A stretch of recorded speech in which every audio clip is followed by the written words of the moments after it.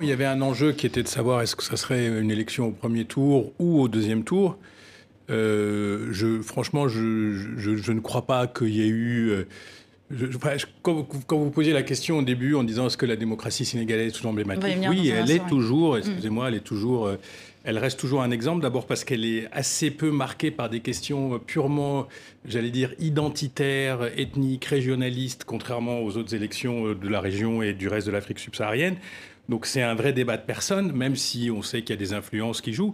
La deuxième chose, c'est que il faut pas oublier non plus qu'il est le président et le patron d'une large coalition qui a absorbé le Parti socialiste, qui pour la première fois de son existence ne présentait pas de candidat, donc il y a une vraie base politique et qui sort aussi d'un mandat où on a eu pour la première fois au Sénégal, ce qui n'était pas évident, des taux de croissance très élevés. Le Sénégal a toujours été un pays très emblématique, mais avec une espèce de poussivité économique qui s'était installée au fil des années, y compris à la belle époque d'Abdou Diouf et même au début de l'époque d'Abdoulaye Wade. Donc là, il a apporté un rythme.